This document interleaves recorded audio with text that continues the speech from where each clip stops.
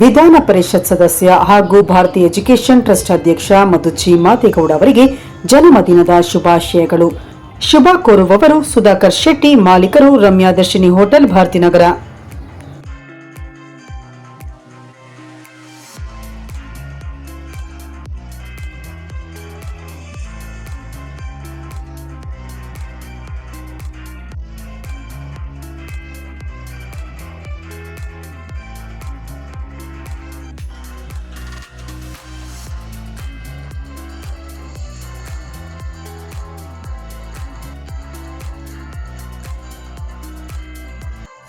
ಮದ್ದೂರು ತಾಲೂಕು ಭಾರತೀನಗರದಲ್ಲಿ ಶಾಸಕ ಮಧುಚಿ ಮಾದೇಗೌಡ ಅವರನ್ನು ವಿಶ್ವ ಮಾನವ ರಂಗಭೂಮಿ ಕಲಾವಿದರ ಸೇವಾ ಟ್ರಸ್ಟ್ ವತಿಯಿಂದ ಸನ್ಮಾನಿಸಿ ಗೌರವಿಸಲಾಯಿತು.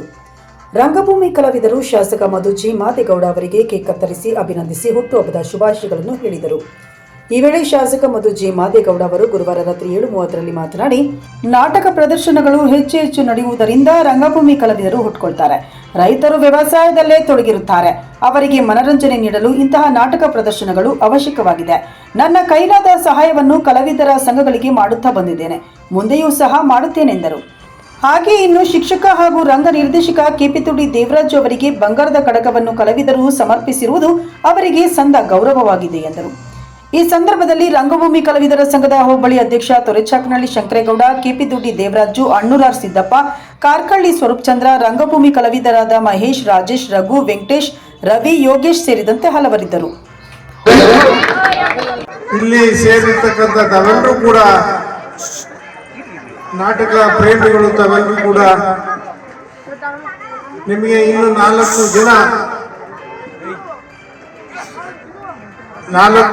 ನಾಟಕಗಳು ಪ್ರದರ್ಶನ ಆಗ್ತವೆ. ತಾವೆಲ್ಲರೂ ಕೂಡ ಬಹಳ ಆಸಕ್ತಿಯಿಂದ ಈ ಒಂದು ನಾಟಕವನ್ನು ನೋಡಿ ಆನಂದಿಸಿ ನಮ್ಮ ಈ ಕಲಾವಿದರಿಗೆ ಪ್ರೋತ್ಸಾಹವನ್ನು ಕೊಡುವಂಥದ್ದನ್ನು ತಾವೆಲ್ಲರೂ ಕೂಡ ಮಾಡಬೇಕು ಅಂತ ನಾನು ತಮ್ಮಲ್ಲಿ ವಿನಂತಿಯನ್ನು ಮಾಡ್ತಾ, ಇವತ್ತು ಬೆಳಿಗ್ಗೆ ನಮ್ಮ ದೇವರಾಜ್ ಅವರಿಗೆ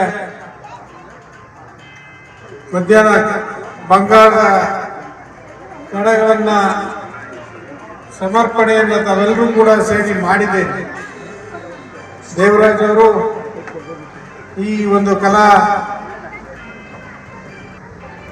ಒಂದು ರಂಗಭೂಮಿಯ ಒಂದು ಸೇವೆಯನ್ನ ಬಹಳಷ್ಟು ವರ್ಷಗಳಿಂದ ಮಾಡ್ತಾ